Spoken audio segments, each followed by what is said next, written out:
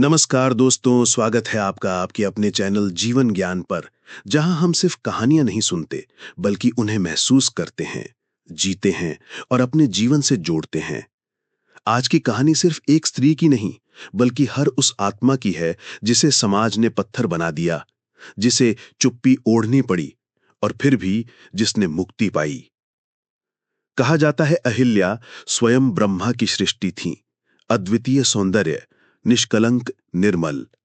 लेकिन मित्रों, सुंदरता का दुर्भाग्य यह है कि समाज उसे अक्सर बोझ बना देता है। देवताओं ने, मनुष्यों ने, यहां तक कि ऋषियों ने भी अहिल्या को सिर्फ एक देह के रूप में देखा, और जब छल हुआ तो दोषी को नहीं, बल्कि अहिल्या को पत्थर बना दिया गया। सोचिए जरा, गलती किसी और की और सजा किसी और को। क्या यह कहानी आपको आज की दुनिया जैसी नहीं लगती? अहिल्या पत्थर बन गईं, लेकिन दोस्तों, सच कहूं तो समाज ने सिर्फ उनका शरीर नहीं, बल्कि उनकी आवाज को पत्थर बना दिया। आज भी कितनी ही महिलाएं अपने घरों, रिश्तों और दफ्तरों में बोल नहीं पाती, रो नहीं पाती, अपने ही दर्द को पत्थर की तरह भीतर दबाए रखती हैं। अहिल्या का पत्थर होना सिर्फ एक श्राप नहीं था, बल्कि स्त्रियों की उस चुप्पी का प्रतीक था जिसे समाज ने मजबूरी बना दिया। सदियां बीत गईं, लेकिन जब भी धरती पर सच्चाई चलती है तो अन्याय झुक जाता है। वनवास के दौरान जब श्री राम वहां पहुंचे, उनके चरणों का स्पर्श होते ही अहिल्या पत्थर से मुक्त हो गईं।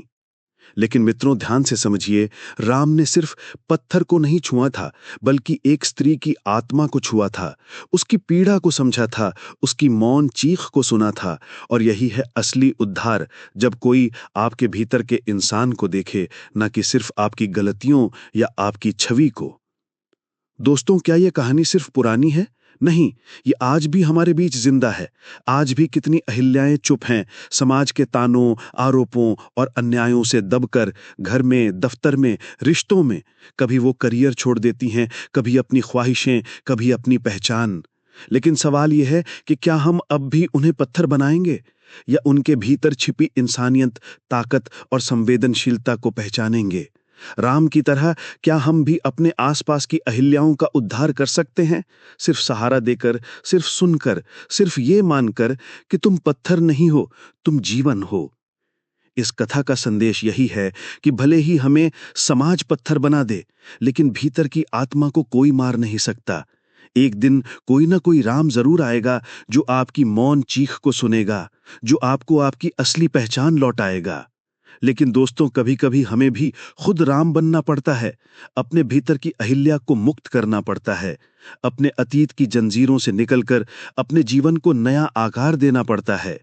याद रखिए, समाज आपको पत्थर बना सकता है, लेकिन आप तय करते हैं कि उसमें से मूर्ति बने या मलबा। दोस्तों, यही थी आज की कहानी, अहिल्या उद्धार। अगर इस कहानी ने आपके दिल को छुआ तो लाइक करें, कमेंट करें और अपने विचार साझा करें। और हां, इस चैनल जीवन ज्ञान को सब्सक्राइब करना मत भूलिएगा, क्योंकि यहां हम सिर्फ कहानियां नहीं सुनते, बल्कि उनसे जीना सीखते हैं।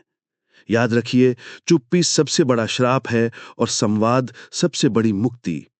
फिर मिलेंगे एक नई कहानी, एक नए जीवन ज्ञान के साथ। धन्यवाद।